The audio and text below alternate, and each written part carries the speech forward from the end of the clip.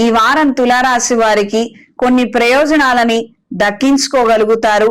వాహన విషయాలలో, ఇంటికి సంబంధించిన విషయాలలో అనుకూలమైన మార్పులు ఏర్పడతాయి.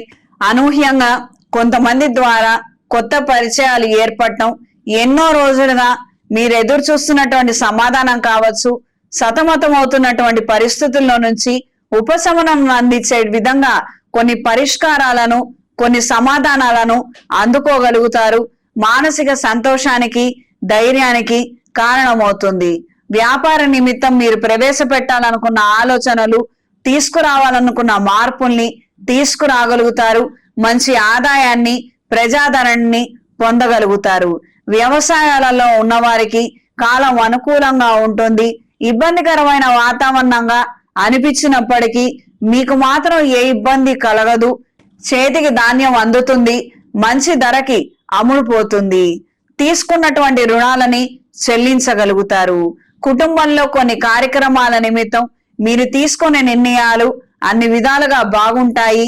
పిల్లల్ని నొప్పించకుండా ఒప్పించే ప్రయత్నాలు అనుకూలంగా మారతాయి. జ్యేష్ఠ సంతానం విషయంలో మాత్రం కాస్తంత ఇబ్బందిగా ఉంటుంది.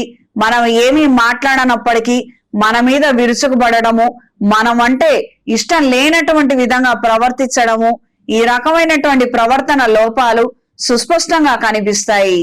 ఈ వారం స్త్రీలకు ఆరోగ్య విషయంలో ఖచ్చితమైన జాగ్రత్తలు అవసరం.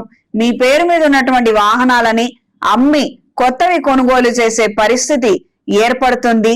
మీ పేరు మీద ఉన్నటువంటి ఇన్స్టిట్యూషన్స్, వ్యాపారాలు కొన్ని అనుకూలమైన మార్పులు చెందుతాయి. ప్రత్యక్షంగా గాని, పరోక్షంగా గాని మీరు చేసే వ్యాపారాలు, తీసుకునే నిర్ణయాలు అన్ని విధాలుగా మీకు శ్రేయస్కరంగాను, మీ తదుపరి జనరేషన్ కూడా అనుకూలించే విధంగా మంచిని సంతరించుకుంటాయి. ఏదో చేశామంటే చేశాము, ఏదో ఆదాయం కోసం మనం ఇప్పటికిప్పుడు మొత్తం మూట కట్టుకోవాలి అన్న ఆలోచనలు కాకుండా చేస్తే శాశ్వతంగా ఉండాలి. ఒక 100 ఏళ్లు మంచి పేరు తెచ్చుకోవాలి, 10 తరాలు మన పేరు తెలుసుకోవాలి, మన కుటుంబాన్ని ఆదరించాలి, మన పిల్లలు మన వాళ్ళు అని చెప్తే అందరూ గౌరవించాలి అన్నలాగా మీరు చేసే పద్ధతి, విధానము అనూహ్యంగా అనుకూలిస్తుంది. మంచి ప్రజాదరణ పొందుతుంది. శివానుగ్రహాన్ని అందుకుంటారు.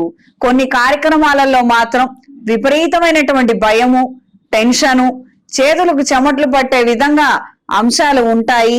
ఈ రకమైన పరిస్థితుల్లో మాత్రం తొందరపడే నిర్ణయాలు తీసుకోవద్దు, వెనుకడుగు వెయ్యొద్దు.